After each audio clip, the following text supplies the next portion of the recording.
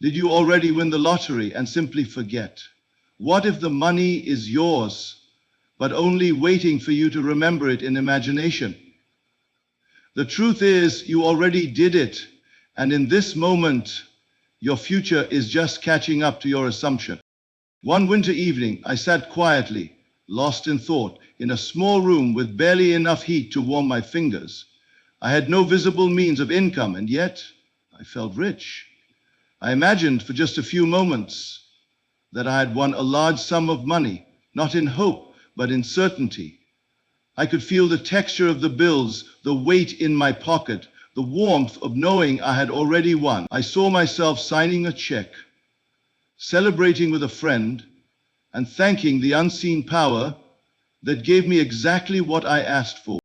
And do you know what happened? Within days, a seemingly random chain of events brought me a financial blessing so unexpected it would appear to be luck to the world. But to me, it was nothing more than the law of assumption in motion. I had lived in the end, and the end came walking toward me. Now I tell you with conviction, you already did it. You already won the lottery. If you can feel it, then in the higher realm of imagination, it is already done. Let me show you how to bring that unseen reality into your visible world. Your outer world does not give you what you want. It reflects what you assume. Winning the lottery is not about probability. It is about identity. If you can assume in imagination that you are already the one who holds the ticket, then the universe begins moving pieces on your behalf. You do not need to chase numbers or strategize through logic. You must close your eyes and see it done. What would you feel if your bank account was full, if your debts were gone? Let those feelings guide the images you hold. That's where lottery success stories are truly born. Inwardly. Do not merely visualize it, feel it. Let your body respond to the idea that you've already won. That rush of joy, the calm of financial freedom. Anchor yourself in those sensations. That is your true prayer. Your subconscious mind accepts what you impress upon it repeatedly. Say it, feel it, live from it. Let your inner speech echo. I already did it. I am the winner. Eventually, your subconscious will accept it as fact, and the facts will follow. Reality bends to your vibration. When you tune yourself emotionally to the frequency of abundance, the outer world responds. The amount of money doesn't matter. Only your alignment with the version of you who already has it. You cannot entertain thoughts of lack and expect wealth. Guard your thoughts. Refuse to dwell on delay, doubt, or desperation. Feed your mind only what matches the state of financial abundance. Do not say, I will win the lottery. Say, it is already mine. This shift from future hope to present reality is the secret to instant manifestation. Speak only what you want to reaffirm. You are not a beggar in the universe. You are the creator. Through spoken word manifestation, you reorder your reality. Through visualization, you plant seeds. Through belief, you water them, and soon, there is your harvest. Your reality is not built by effort. It is built by assumption. The moment you assume something to be true, not in wish, but in conviction, the world begins to shape itself around that inner belief. You may think winning the lottery is a matter of chance, of numbers lining up on a page, of luck that chooses one among millions. But this is not the truth of your experience. This is only what the world has taught you to believe. The lottery, like everything else in life, is simply a mirror of your dominant assumption. What you believe yourself to be is always being outpictured on the screen of space. The numbers are not your source. The ticket is not your source. Even the bank that holds the money is not your source. Your source is unseen. It is the state you occupy within. There is only one cause, the state of consciousness from which you operate. If you live in the state of poverty, then every event you encounter, even the purchase of a ticket, will reinforce that state. But if you move into the consciousness of one who has already won, then life must reflect that condition back to you. This is not a matter of tricking fate. It is not about convincing the world. It is about aligning your inner world so fully with the result you desire that the outer must conform. When you assume in stillness that you are already in possession of what you seek, you invoke the only law that governs manifestation. Assumption creates experience. There is no exception to this. No outer fact is greater than inner conviction. You could hold a losing ticket in your hand, but feel like a millionaire within. And by that feeling, reality must rearrange itself to bring your experience into harmony with your assumption. Now let us go deeper. What does it mean to assume the state of already having won the lottery? It does not mean to merely repeat affirmations or visualize numbers. It means to feel deep in your bones that the event has already occurred.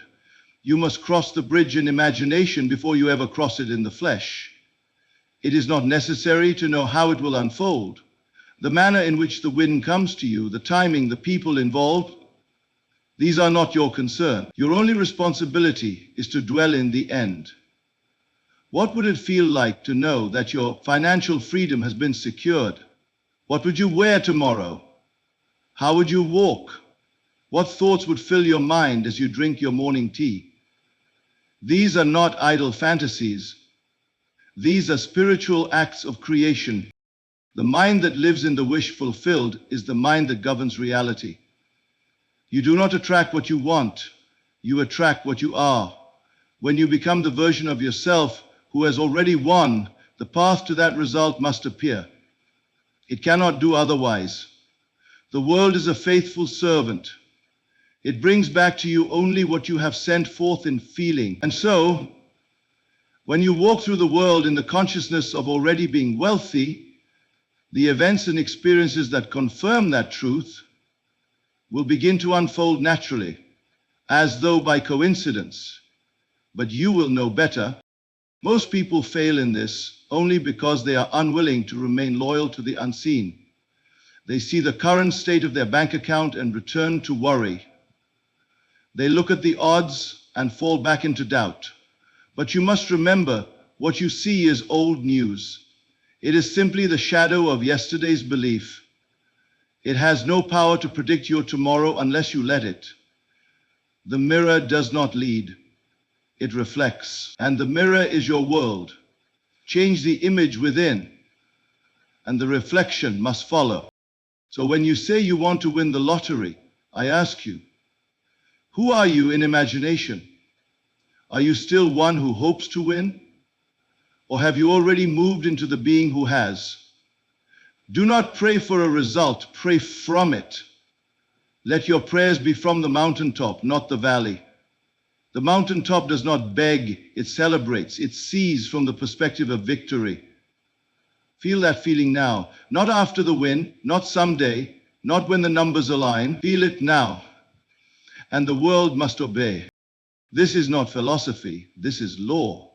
The world has no choice but to rearrange itself around the dominant state you accept as true. If you persist in the assumption that you have already won, then the bridge of incidents must appear. You may not recognize them as miracles. They may seem ordinary. A conversation here, a sudden nudge to buy a ticket there, a forgotten check, an unexpected call. But all of it is the path of fulfillment drawn to you by the magnetic power of your assumption.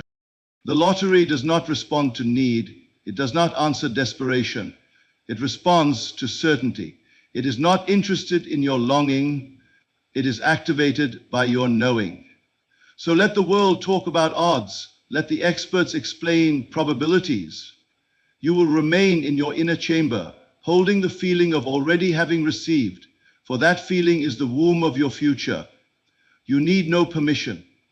You need no validation. You already did it. The win is yours the moment you feel it as so. And the world will come to prove you right. You are not here to chase money. You are here to reveal it. The wealth you seek is not hidden in banks, lotteries, or digits on a screen. It is stored within the treasury of your inner vision. The act of manifestation does not begin with physical effort, but with spiritual seeing. You do not manifest big money by reaching outward. You manifest it by returning inward, to that silent place where thought becomes form and desire becomes fact. The inner world is the only place where true creation begins. Most people spend their lives reacting to what is already visible, unaware that what they see is only the echo of past imaginings. When you look into your current financial condition and feel bound by it, you are treating the mirror as the source.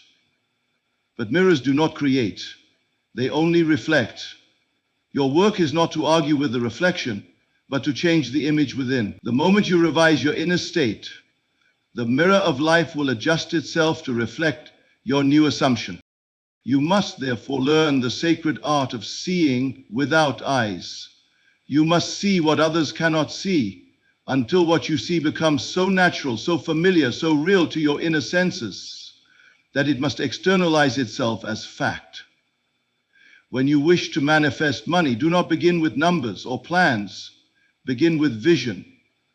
Ask yourself, what would I see if I had already received it? Where would I be? What would I do? Who would congratulate me? What would my environment look like if I had already succeeded? These questions are not fantasies. They are divine keys to creation. The answers they provoke are the blueprint of your new reality. If you will close your physical eyes and open the eyes of imagination, you will begin to behold your new world. And it is this inner world, repeated and stabilized through feeling, that constructs the outer. Most people are poor in imagination. They are rich in facts, but poor in vision. They know the cost of everything, but the value of belief. They say, I will believe it when I see it. But the law of life says, you will see it when you believe it. For belief is not a passive hope. It is a choice to accept what the senses do not yet confirm. And that choice is what sets manifestation into motion. Suppose you wish to win the lottery. Most would look at the odds and say it's impossible. But that is only true if the mind that desires is the same mind that reacts. You must shift states. You must move into the identity of one who has already received. Not in arrogance, not in fantasy, but in silent inward conviction. You must feel the check in your hands. You must hear the conversation with a friend who says, I can't believe it, you really won. You must walk to the store not as one who is buying a ticket, but as one who is selecting the winning symbol. That shift, subtle and invisible to others, is the seed of outward change. When inner vision becomes clear, life begins to conform. Opportunities, events, and people arise, not by accident, but by law. They are drawn into your world to match the image you have fixed within. The feeling of having money will invite the form of money. The confidence of success will summon the experience of success. And the more you return to this inner place, the more quickly your outer world will begin to bend. Inner vision is not idle daydreaming, it is spiritual command. You are not entertaining a fantasy, you are accepting a new version of yourself. And once that version becomes dominant in your inner speech, your thoughts, and your emotional tone, the external has no choice but to bow to it. Every desire you hold is already finished in imagination. You are not creating something new. You are selecting it from the infinite. You must persist in this inner vision. The world may show you contradiction. You may receive bills, rejections, or silence. But these are only the remnants of old beliefs. They are not proof of what's to come. You do not water a seed and expect instant fruit. You nurture it with trust. You remain faithful to the image planted within. You do not dig it up when the sun doesn't shine. You continue to feel it real until it grows. If you truly saw what was possible in your imagination, you would never again doubt your ability to manifest big money. You would not hesitate. You would not second guess. You would walk in the world as one already in possession. You would not be moved by appearances. You would be moved only by inner sight. This is the secret known to all who manifest wealth, not by chance, but by law. They see it within before it appears without. They live in the feeling of financial abundance before the form has arrived. They assume the feeling of prosperity until their world is compelled to reflect it. And so I say again, begin not with striving, but with vision. Begin not with desperation, but with clarity. Begin by seeing the end, and the end will come to meet you. The great turning point in life comes the moment you stop seeking things outside of yourself and begin feeling them within. Nothing appears in your world unless you first feel it to be real. The act of assumption is not about wishful thinking or surface-level affirmations. It is the inward movement of consciousness into the state you desire to occupy. And the key that makes that state solid, that moves it from illusion to incarnation, is feeling. You must assume the feeling until it becomes the truth, not the truth in the world, but the truth in you. Feeling is the secret thread that ties your inner world to the outer. Thought alone will not move the mountain. It is thought that is believed and felt that shapes reality. If you wish to manifest wealth, a lottery win, or any other experience of abundance, you must not simply talk about it, imagine it lightly, or hope for it to arrive. You must become emotionally saturated with the sense that it is already yours. The feeling must not be a visitor, but a resident. It must stay with you as naturally as your breath. You have felt things before that did not yet exist physically. You have felt heartbreak before the conversation ended. You have felt joy before the news was announced. You have felt fear before the danger appeared. In the same way, you must now feel the reality of what you seek before it takes form. This is not deception, it is creation. For what you feel deeply and persistently, you bring into being. Imagine for a moment that you have already won. Sit quietly and go there in consciousness, not halfway, not with doubt, but fully. Enter the state. What do you feel in your body? What energy surrounds you? Is it relief? Excitement? Peace? Feel it as fully as possible. Let it ripple through your chest, down your arms, behind your eyes. Let it become so vivid that the present moment dissolves. You are not pretending. You are relocating your awareness to a higher dimension, one where your desire is already fact. And by doing so, you are calling that dimension down into this one. Persistence is the bridge between states. If you remain in the old feeling of lack, your world will echo it. But if you persist in the feeling of the wish fulfilled, even when nothing seems to change, even when evidence is scarce, then the old must fade and the new must rise. You cannot serve two masters. You cannot believe in wealth and rehearse poverty in thought and feeling. You must be single-eyed. You must dwell in the feeling of the end as though it were already here. The mind will try to pull you back. It will say, but look at your bank account. But what if you lose the ticket? But what are the odds? Do not argue with these thoughts. Do not resist them. Simply return to the feeling. The feeling is your sanctuary. It is the seed from which your new world grows. Each time you choose to feel rich, feel victorious, feel thankful as though your desire has already come, you are watering that seed. You are teaching the subconscious mind that this is now your truth. This is why so many fail to manifest what they desire. They start in faith and end in fear. They touch the state but do not stay there. They visit the feeling once, then return to worry and analysis. But the law is impersonal. It does not reward moments of inspiration. It responds to sustained inner conviction. You must live from the end, not visit it. Begin to craft your day around the feeling of fulfillment. If you truly had the money you wanted, how would you walk? How would you speak? What choices would you make? Begin to do those things, not to impress others or convince yourself, but to express what you already know inside. Feeling leads to action, and action reinforces feeling. You build the bridge with both. Let this be your practice. Whenever you are tempted to doubt, return to the end. Whenever fear arises, return to the end. Whenever the world presents contradiction, return to the end. Make the feeling of your fulfilled desire your dwelling place, your home. Not a room you pass through, but a house you live in. What you feel continuously becomes your identity, and your identity governs your world. If you persist in the feeling that you are wealthy, then wealth must come not because you are lucky, but because you are obedient to the law of consciousness. Reality bends to the one who feels it real. The outer world has no choice but to reflect your dominant inner state. So persist even when nothing seems to happen. Persist when all seems still. Persist until your assumption feels so natural that you forget it was ever a desire.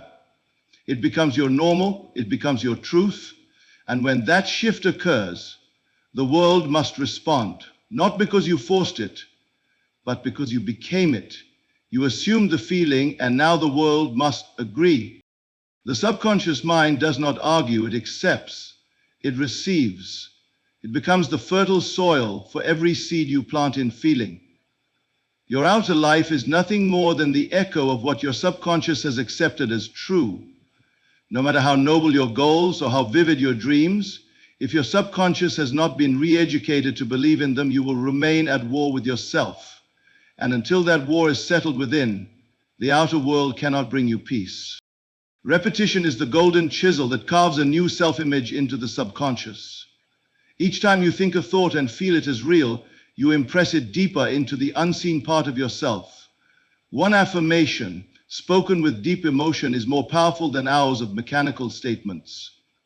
But when repetition meets feeling, you shape a new destiny. The subconscious accepts what is repeated, emotionalized, and consistent. It does not care whether the thing is good or bad, helpful or harmful. It simply yields to what is believed and felt over time. If you desire to win money, to manifest abundance or success, you must first ask, what is written in the depths of me? What patterns have I allowed to dominate the unseen layers of mind? What inner conversations do I replay in silence? You may say, I want wealth, yet carry the tone of fear, lack, or unworthiness in your private speech. You may hope to succeed while rehearsing failure in your imagination. These inner scripts must be rewritten, not once, but daily, hourly, until they become automatic. It is not enough to want wealth. You must teach your subconscious that wealth is your nature.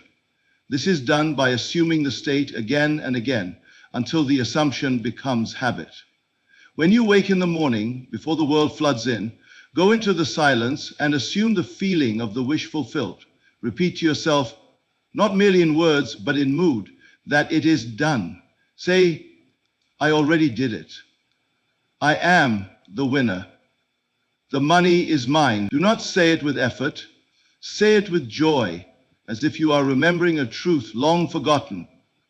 Let it be your silent song, your hidden chant, your spiritual signature. Then throughout the day, carry this tone with you. Every idle moment is an opportunity to impress the subconscious. When waiting in line, when sitting in silence, when walking alone, use these moments not to daydream, but to reprogram. Speak to yourself inwardly as though your goal has already been achieved. Let no idle word oppose your vision. Correct every doubt with an affirmation. Replace every fear with a new feeling. Speak from the end. The subconscious hears everything. At night, just before sleep, you are closest to the gate of the subconscious. In that drowsy, drifting state between waking and dreaming, the door opens wide. What you impress at this time goes deep. Use this moment. Do not let the day end in worry. Let it end in creation. Rehearse your desired reality in feeling. See it, speak it, be it. Let the sensation of victory be your final thought before drifting into sleep. Then trust that your subconscious, now impregnated with new instruction, will begin to arrange the world to fit it. Many seek to change their world by changing outer conditions, but forget that the root of all conditions lies within. The subconscious holds the pattern, and the world merely follows. The face of life is the mirror of your deep beliefs. If you wish to change the reflection, you must change the image you hold of yourself. And that image is formed through repetition. Do not grow weary. At first it may seem unnatural. The mind will argue, old beliefs will resist, the body may feel no different. But if you persist, gently, faithfully, you will begin to notice a shift. Your inner speech will change. Your reactions will soften. You will begin to feel like a new version of yourself. And the world will respond. This is the way to master your fate. You do not beg for change. You create it in silence. You do not chase results. You repeat truth until results are drawn to you. And what is that truth? That you are already what you seek. That the money is already yours. That the victory is already done. Repetition claims this truth until the subconscious, now convinced, calls it forth from the invisible into the visible. There is no effort in this, only faithfulness. Repetition is not striving, it is surrendering again and again to the reality you choose to embody. Let that new reality speak within you more loudly than the voice of fear. Let it grow, not by force, but by faith. You are not trying to convince the world. You are impressing yourself, and the world is simply your reflection. There is no outer power that decides your fate. There is only consciousness yours. And consciousness has a tone, a frequency, a vibration. You are not a physical being trying to reach a spiritual condition. You are a spiritual being projecting your world through the frequency you occupy. Your world is nothing more than a slowed down vibration of your inner state. All things that appear to be outside of you are in truth harmonics of the vibration you carry within. To attract money, success, or the experience of winning the lottery, you must go beyond wanting and step into being. And being is not reached through effort. It is entered through alignment. You must match the frequency of the reality you wish to experience. And how do you do this? Not by logic, not by struggle, but by feeling. Feeling is the language of vibration. When you feel something, you become it. When you feel rich, even before the evidence appears, you shift your entire frequency.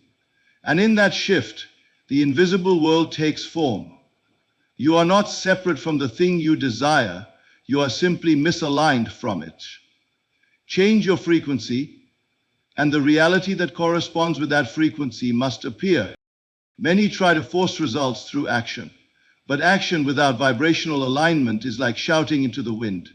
It may feel loud, but it carries no weight. Your true power lies in your emotional state, in your inner conviction, in the tone you walk with when no one is looking. That tone speaks louder to the universe than any words, any rituals, or any effort. You must ask yourself daily, what vibration am I living in? What emotional tone dominates my imagination? Do I feel lack while trying to affirm abundance? Do I feel desperate while speaking about wealth? These mismatches cancel your manifestation. The universe does not respond to your words, it responds to your vibration. You cannot say, I am rich, and feel poor and expect change. You must harmonize. You must become coherent in feeling, in thought, and in belief. Let us be precise. If you want to win a large sum of money, first ask, what would I feel if I had already won? Not just excitement, but safety, confidence, freedom. Let those feelings rise. Imagine the relief of knowing it is already done. Imagine the calm assurance that the future is secure. Rest in that state. Dwell in it. Let it soak through your being until it becomes your new normal. The outer world will always reflect your dominant vibration. If chaos is around you, do not fight the chaos. Transcend the frequency that attracts it. Rise inwardly. Let your state be higher than your surroundings. Feel the future you desire as though it is the only truth. and the outer must align. When you bring your thoughts, feelings, and assumptions into agreement, you create magnetic coherence. This coherence is what draws events, people, and opportunities to you with seeming ease. Not because life has suddenly changed, but because your alignment has allowed what was always available to finally enter your experience. There is no limit to what you can attract once you understand this. Vibrational alignment is not about intensity, it is about steadiness. The quiet, unshakable conviction that says, I am already there. The frequency of abundance is not anxious. It is not impatient. It is complete, fulfilled, restful. When you dwell in that feeling without contradiction, the world reorders itself. Most fail not because they do not try hard enough, but because they vibrate from the very opposite of what they want. They want to be chosen, but feel unworthy. They want money, but carry fear. They want success, but vibrate in the echo of failure. The law is precise. It cannot be fooled. It gives you not what you want, but what you are. And what you are is your feeling tone repeated moment by moment. You cannot fake vibration, you can only shift into it. And the fastest way to shift is not to affirm blindly, but to feel deliberately. Find a place within you where you can imagine with depth. Picture yourself as already having received. And do not merely see it, feel it. Let that imagined scene stir real emotion. Let it feel natural, let it feel familiar. Return to it until it becomes so normal that the old frequency fades. The work is inner. It is not about changing the world, but about tuning yourself. Like a radio dial, turn away from frequencies of doubt, lack, and anxiety. Tune into the station of abundance, ease, and certainty. You will know when you're there. Not by the outer signs, but by the inner peace, by the lightness, by the joy that needs no reason. The moment you feel the reality of your desire, you have entered it. From that place, all things move to fulfill what you now embody. Your only task is to remain there, not by force, but by delight. Not by clinging, but by relaxing into it. This is alignment. This is the cause. The rest must follow. You do not rise above your mental diet. The thoughts you accept, the inner conversations you rehearse, the emotions you allow to linger, these are the silent architects of your reality. If you want to know why you are not yet wealthy, do not look at the world, look at your thinking. Look at the tone of your internal narrative. Your finances are not the result of economics. They are the reflection of the atmosphere you maintain in consciousness. The mind is never still. Even when you are quiet on the outside, the inner dialogue continues. What are you saying to yourself when no one is listening? When a bill arrives, what story do you repeat? When you hear of someone else's success, what feeling rises? These responses are not random. They are the seeds from which your life is formed. And the soil of the subconscious never sleeps. It takes everything you feed it and brings it into form, especially what you repeat. To change your financial condition, you must begin with the quality of your thoughts. You must become selective with what you dwell on mentally. Not everything that is factual is worth your focus. Truth is not determined by what is, but by what you persist in imagining. The facts of today are only the frozen beliefs of yesterday. If you do not revise them inwardly, they will repeat themselves outwardly. It is not enough to affirm wealth once or twice. A single positive thought cannot counteract a day filled with worry, fear, and doubt. Your entire inner atmosphere must become one of abundance. It must become so normal, so consistent, so saturated with the assumption of wealth that anything unlike it feels unnatural. Just as the body craves air, the mind must begin to crave thoughts of plenty, gratitude, and power. Begin to observe yourself, not to condemn, but to become aware. Notice the patterns that dominate your thinking. Are you constantly checking balances, feeling lack, or comparing yourself to others? These habits, though small, are loud in the language of creation. They speak poverty. They vibrate separation. They tell the subconscious, this is who I am, and the world agrees. Now shift. Gently but firmly. Begin to build a new mental atmosphere, one thought at a time. Every time lack arises, replace it, not by denying it exists, but by denying it authority. You can say to yourself, this may be what I see now, but it is not who I am. I am the one who already possesses. Say it calmly, say it often, not with force, but with faith. Repetition will begin to soften the resistance. Over time, it will become your new truth. A disciplined mental diet is not a prison, it is freedom. It frees you from being a victim of circumstance. It reminds you that you are not at the mercy of numbers, news, or the opinions of others. You are governed only by the state you occupy within, and that state is formed by thought, feeling, and assumption. You are always becoming. There is no neutral ground. Every thought is a declaration of who you are. Every feeling is a prophecy. You cannot plant fear and harvest wealth. You cannot dwell in criticism and expect celebration. You must rise into the frequency of the thing desired by thinking from it, not toward it. Do not say, I hope I will be rich. Say, I am rich. Then allow only those thoughts that agree with that state to linger. Protect your mind as you would a garden. You would not allow weeds to grow and choke the harvest. So do not allow doubt and resentment to take root. You must become the guardian of your consciousness. And like any good gardener, you must tend to it daily. Pull up what does not belong. Water what empowers you. Speak only what supports your desired identity. The most powerful change comes not in grand declarations, but in subtle consistency. One loving, wealthy thought, repeated hundreds of times a day, will do more than 1,000 affirmations uttered without feeling. Let your mental diet become a meditation. Let it become a quiet, inner feast of abundance. As you do, your outer world will mirror the richness you carry inside. So wealth is not something you chase. It is something you embody. And embodiment begins in thought.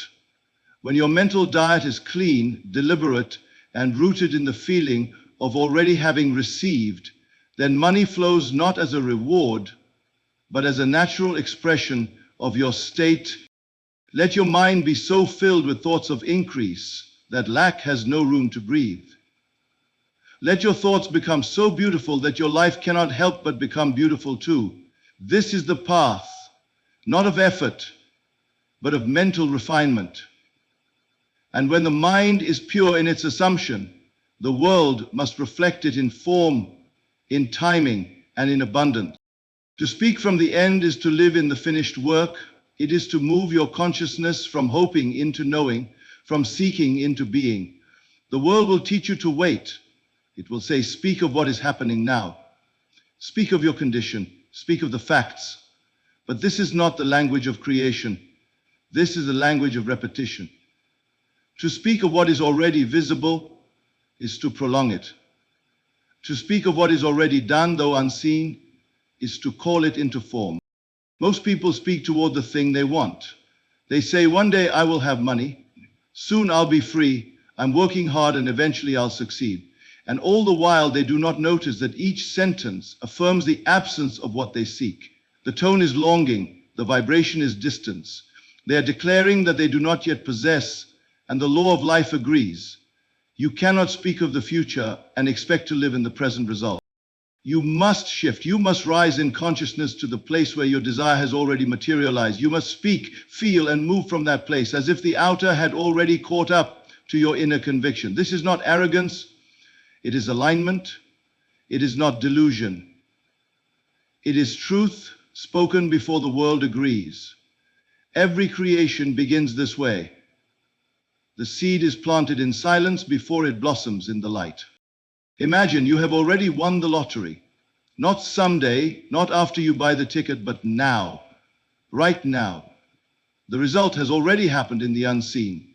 Your role is not to wish for it, but to anchor yourself in its reality. Begin to speak as the winner would speak. Say, I have more than enough. I am blessed beyond measure. The wealth has arrived and I move with confidence. Let your words reflect the end. Let them echo from the mountaintop, not from the valley. Inner speech is the first cause. What you repeat in the silence of your mind becomes the law of your life. You are not speaking to impress others. You are instructing the subconscious. You are informing it of the state you have chosen to occupy. The subconscious does not question, it obeys. It listens to tone, to feeling, to persistence. And when you speak from the end, when your inner monologue assumes the thing is already done, the subconscious moves to bring it into visibility. Even when the world shows you contradiction, hold fast to your speech. Do not waver. Speak from the end as though the facts were already aligned. If a letter arrives that contradicts your desire, revise it immediately in imagination. If your bank account shows lack, speak abundance all the more, not in defiance but in faith. Say, this is no longer my truth. My reality is wealth. I walk as the one who has received. Speak not of what was, but of what now is in consciousness. You are always declaring something. Every word is a prophecy. Every assumption is a command. When you speak as one who lacks, you claim more lack. When you speak as one who possesses, the world must respond in kind. The law is exact. The word becomes flesh. The unseen becomes seen, but only after it is spoken with conviction from the end. This is why many prayers go unanswered. They are prayers of pleading, not possession. They say, please give me, when they should say, thank you, it is done. The true prayer is not a request. It is a declaration. It is claiming what is already yours in the kingdom of the unseen. When you say, I am, and attach to it the thing desired, you are not calling for something to come. You are accepting it as present, and the world must mirror that acceptance. Let this be your practice. Speak only that which aligns with your vision. Let no idle word fall from your lips that contradicts your desire. If others ask, how's your situation? Do not rehearse problems. Answer from the end. Say, all is well, I am on the mountaintop. My reality is shifting even now. Let your words become the bridge between the seen and the unseen. Let them carry the vibration of fulfillment. Your voice is a wand. It carves paths unseen. It sculpts possibility into form. And it begins not when you see the result, but when you declare it from within. Speak with the calm certainty of one who knows. Feel your words as though they are returning from the future, not reaching for it. You are not trying to become the winner, you already are. Speak like it, move like it, rest in it. This is the divine pattern of manifestation. The world bends not to effort but to identity. Identity is formed in thought, affirmed in feeling, and made visible through speech. Speak not toward your dream, but from it. Speak as one who has already arrived. Speak as if the world must now catch up to your conviction. And it will, it must. For the end you speak from becomes the life you walk into. There is no one to change but self. There is no other power acting in your life. The people, the circumstances, the apparent luck or misfortune that arise, all of them are the outpicturing of your inner consciousness. Until you understand that you are the cause of every condition, you will continue to believe that outer things are responsible for your experience. You will wait for others to choose you, for systems to reward you, for luck to turn your way, but life is not happening to you. It is unfolding through you. You are the source and center of all that you see. You are the operant power. You are not here to observe the world and react. You are here to create it and embody it. Through your inner conversations, your persistent assumptions, your imagination and your emotion, you set the stage for everything that appears. You speak reality into existence. You write the script, cast the roles, and feel the performance in advance. What the world then shows you is nothing more than the echo of what you've already felt to be true. This is not metaphor, this is the law. Consciousness is the only creative force. And your consciousness is not some distant concept, It is your awareness, your belief, your inner dialogue. The world has no power except the meaning you assign to it. There is no fact so solid that it cannot be reversed by a change in self-concept. The outer reflects the inner. The cause of your life is not out there, it is in here, right now. You are creating with every word you speak in silence, with every image you hold without contradiction, with every tone of certainty or fear that rises in your chest. These are the brush strokes of your world. These are the blueprints from which the unseen builds the scene. If you accept this fully, you will stop blaming, stop waiting, and stop doubting. You will begin to look within for every solution, every answer, every source of change. To become a conscious creator is to live as one who knows. To know that wealth does not come from chance, it comes from alignment. It comes from assuming the feeling of already having received. You do not win the lottery because numbers fall into place. You win it because your state of being was already vibrating at the frequency of wealth long before the event took place. You are not drawn to the winning ticket by accident. The ticket is drawn to you because your consciousness has made room for it. Your spoken word is a creative act. When you declare a thing inwardly with conviction, the subconscious receives it as command. It does not question your statement, it acts upon it. It arranges the external world to reflect it. This is why you must become aware of what you are saying beneath your breath. You may not speak doubt aloud, but if you feel fear silently and carry the mood of lack, you are still impressing the subconscious, and it will faithfully reproduce that vibration in the events of your life. You must speak deliberately, you must feel deliberately, you must imagine deliberately, not out of force, but out of awareness. Begin each day in stillness. Assume the state of the person you wish to be. Feel it, live from it, speak from it. Walk through the world as one who knows the outcome is already secured. When a challenge arises, respond not as the person who fears it, but as the person who has already transcended it. This inner posture shapes the outer scene. You are not a victim of circumstances. You are the cause of them. Every repeated condition in your life is not a punishment, but a mirror. It is showing you the content of your imagination. Change the content, and the reflection changes. You do not need to fight appearances. You only need to revise the inner world they are reflecting. Imagine a better scene, accept a higher truth, speak a new word, and let that word become flesh. You are not here to wait for miracles.